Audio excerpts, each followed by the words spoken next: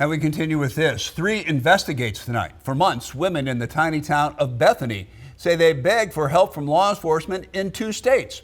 Their concerns were over a man stalking them and trying to sexually harass them. So now they're asking why it took a brutal attack to finally be heard. KTBS 3's Gabrielle Parrish has more on what community members say should have never happened. Silenced and ignored. That's how several women in Bethany say they have felt for more than a year after reporting a man they say was targeting them. Their warnings have turned into a horrifying reality that they say could have been prevented if someone had just listened. He has done something to a lot of women in this community. I know at least of over 30 women that have had encounters with him. Kelsey Acton says she met the man in November at the Family Dollar where she works at in Panola County, Texas. And he started asking me personal questions about my life, if I had a boyfriend, if I was married. And when Kelsey turned her back, the unexpected happened. It's like, no, come on. He goes, they don't got to know. I said, no, sorry, I've got to go. And I started to walk back up to the front. When I turned around this way, he grabbed my arm and tried pulling me into our back room. Fortunately, a male co-worker intervened and the man ran away. Over the next 3 months, the same man allegedly tried to lure 3 other Family Dollar employees and 1 customer into the back room and at the gas station across the street. He would come in the store and try to get one of our other employees to come outside and take him out behind the dumpster and just coming in, making us feel uncomfortable. Between December 23rd and January 9th, the Panola County, Texas Sheriff's Office responded to 3 911 calls about the encounters with a man identified as Jocelyn Hawkins. We finally had to get a criminal trespassing charge on him, and every time he would terrorize us, we'd call Panola, they'd show up, he'd go across state line where Panola couldn't get him. Bethany lies on the border of Panola County, Texas and Caddo Parish, Louisiana. So when the businesses behind me began calling 911 on Hawkins, he would just walk over to the Louisiana side, just like this, where Panola County authorities have 0 jurisdiction.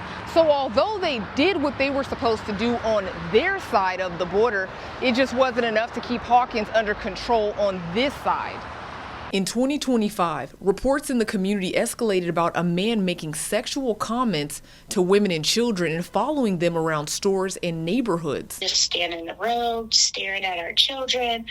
And then my child said that he said something to her that was sexual. On Easter Sunday around 6:30 p.m., Hawkins entered a gas station asking for a job application from an 18-year-old clerk. She says little did she know the unthinkable was going to happen. Cattle Sheriff's Office, where's your emergency? Hey, relay station on Highway 79. I think the guy might have left. However, he tried to drag one of my employees into the bathroom. Motion for me to follow him. I specifically said no, sir. And I was already backing away at that point. And sorry, when I started to back away, he tried to reach for me.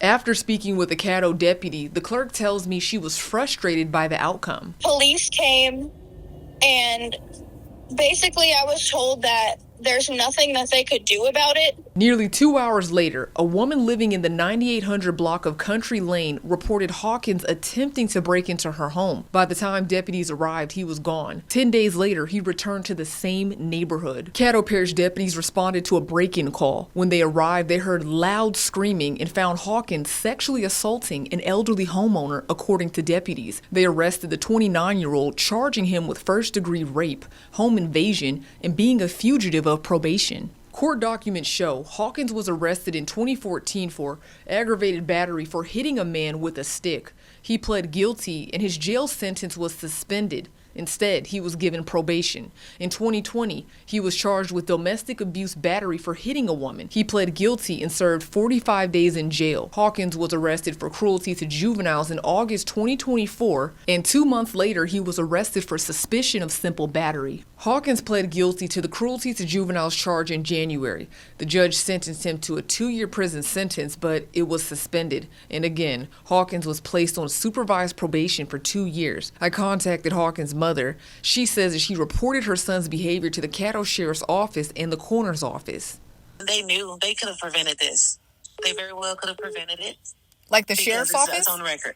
Them, the doctors, everybody. The Caddo Coroner's Office handles psychiatric cases. Hawkins underwent psychiatric evaluations in 2019 and 2023.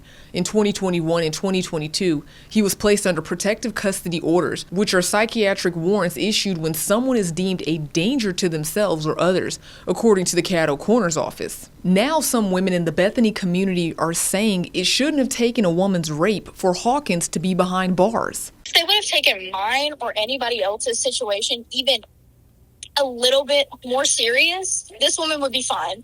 Nothing would have happened. Her house wouldn't have been broken into. Wouldn't have been able to do what he was able to do to her.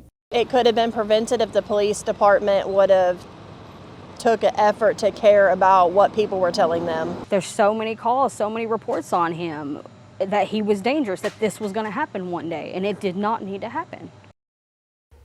The Caddo Parish Sheriff's Office tells us they only received 2 calls about Hawkins, both on Easter Sunday, and are investigating all claims made by community members.